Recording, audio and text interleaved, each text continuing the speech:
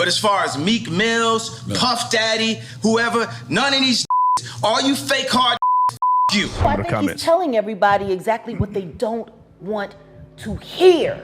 As the sun sets on the glittering facade of Hollywood, the shadows deepen over the tumultuous clash between hip-hop titans Diddy and Ye. What started as a series of cryptic tweets and veiled accusations has now morphed into a full-blown conspiracy theory, with Ye boldly asserting that Diddy is not just a music mogul, but a pawn of a secret group running Hollywood. The claim, Diddy, according to Ye, is the gatekeeper of this clandestine society, allegedly orchestrating assassinations and exploiting young talents at their behest. Just want to be off the grid and, you know, Puff is pretty persistent.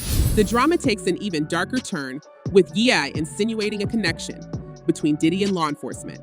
Ye throws around the term "fed like a gauntlet," suggesting that Diddy might have covert ties to the very federal agencies that enforce the law. But what could drive Ye to make such grave allegations? The answer lies in the past, in the murky shadows of Diddy's family history. Diddy's father, Melvin Combs, becomes a central figure in this saga. Initially hailed as a hustler and a source of inspiration for Diddy, Melvin's story takes a sharp turn into the world of crime. Shot dead at the age of 33, Melvin's criminal connections come to light, revealing him as an associate of none other than Frank Lucas, a notorious substance dealer. The revelation that Puff's father was enmeshed with the feds in 2014 adds a layer of complexity to the hip-hop mogul's narrative. My father was a hustler, you know. He was a drug dealer, he was a hustler. It's a twisted tale of betrayal and tragedy.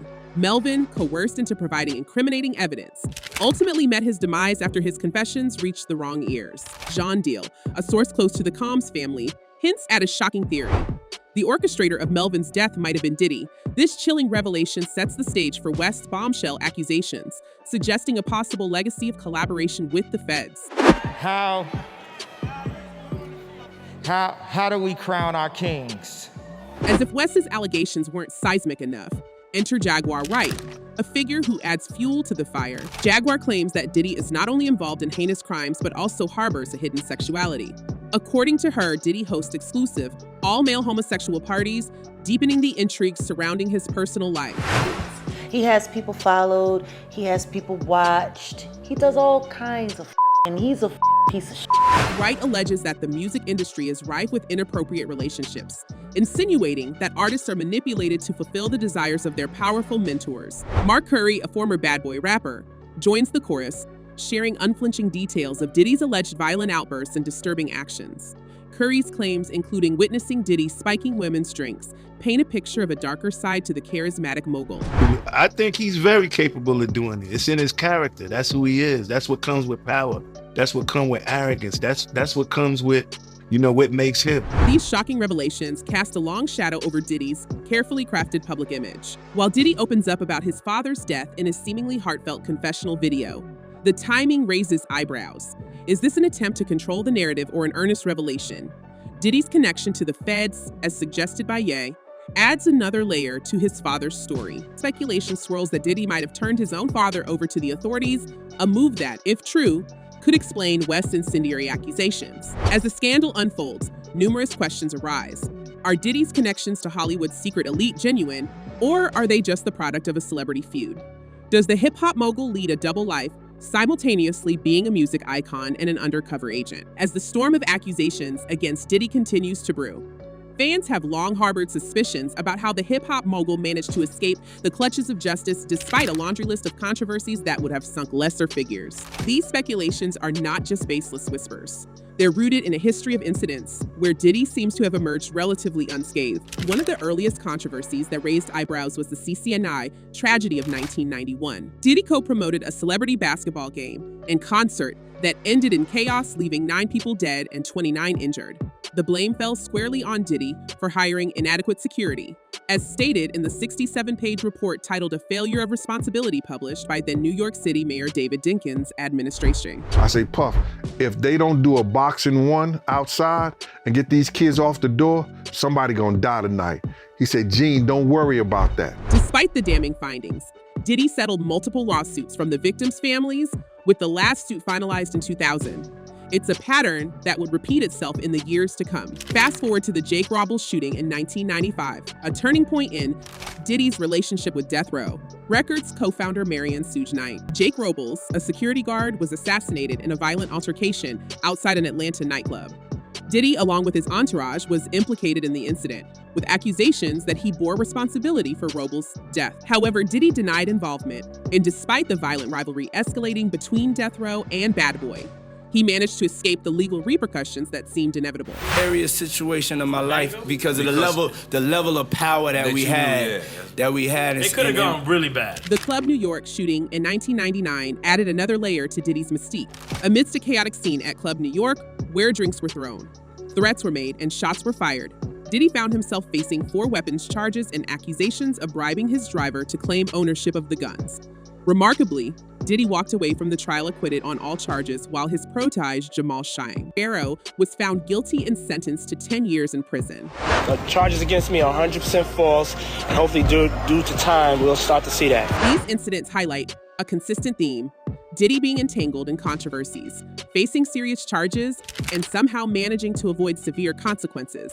The scuffle with J. Cole in 2013 and the alleged punching of Drake in 2014 added more notches to Diddy's tumultuous journey, with both incidents showcasing a pattern of aggressive behavior that, while scandalous, did not lead to any substantial legal fallout for the music mogul. In 2015, the infamous UCLA incident involving a scuffle with then UCLA assistant football coach Sale Alosi painted a picture of Diddy's volatile temper. Despite reports of kettlebells being swung in confrontations, the LA district attorney opted not to file assault charges against Diddy. These events beg the question: does Diddy have a guardian angel within the corridors of power, shielding him from the consequences of his actions? Fan theories have speculated for years that Diddy's connections run deep, possibly extending into the government itself, providing him with an invisible shield against the repercussions that would cripple others. Just when you thought the storm surrounding Diddy couldn't get any more tempestuous, the latest allegations against the hip-hop mogul unveil a disturbing pattern of mistreatment towards women, further tarnishing his carefully crafted public image. The series of lawsuits and open letters paint a chilling portrait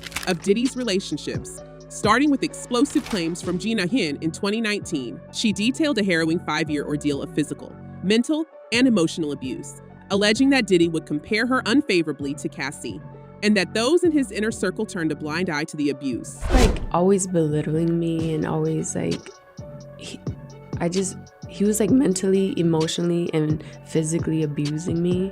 The legal battles continued, with Cassie Ventura filing a federal lawsuit against Diddy in 2023. The allegations are graphic and disturbing, ranging physical abuse and intimidation. Cassie claimed that Diddy even orchestrated the destruction of Kid Cudi's car to prevent him from pursuing a romantic relationship with her. While Diddy vehemently denied the accusations, the two parties reached a settlement for an undisclosed amount, leaving fans to speculate on the true extent of the mogul's transgressions.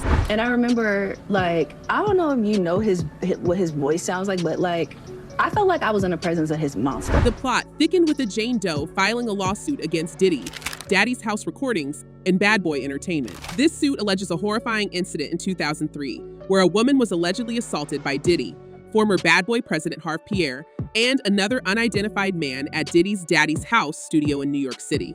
The lawsuit paints a nightmarish scene involving substances and assault, leaving readers shocked and disgusted.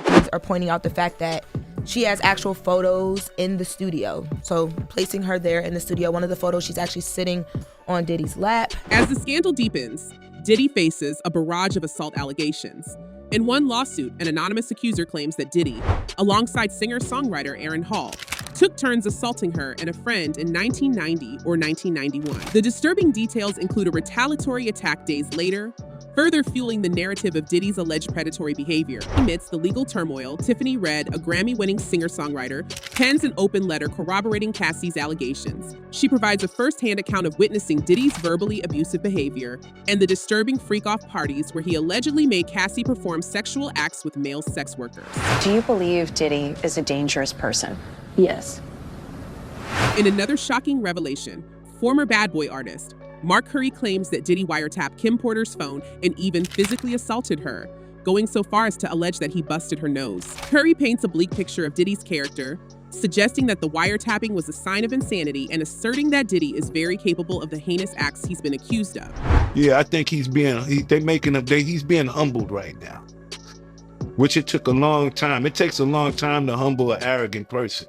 These disturbing accounts of abuse retaliation and manipulation raised questions about the true nature of Diddy's relationships and his allegedly unchecked power in the industry. As the scandal continues to unfold, fans are left grappling with the unsettling possibility that behind the glamorous facade of the hip-hop mogul lies a dark and sinister reality. The allegations against Diddy cast a long shadow over his legacy, and the public is left wondering if justice will ever catch up with the man who seems to have evaded consequences time and time again. As the storm surrounding hip-hop mogul Diddy intensifies, fan reactions mirror the charged atmosphere. On social media platforms, one user comments he needs to be in prison for what he did and done to others. He must be held accountable for his own responsibility and face the consequences of his reactions towards others who have been affected by his actions. Before we wrap up this roller coaster of revelations, we want to hear from you, our dedicated viewers. What are your thoughts on the explosive allegations against Diddy? Do you believe he's a victim of a smear campaign? Or do you think there's a dark truth behind the glitzy exterior? And do you think Diddy's connections have shielded him from the consequences of his actions? Or is there a more intricate web of intrigue at play? Share your insights with us. Until next time, stay tuned as we navigate the twists and turns of Hollywood's most scandalous stories.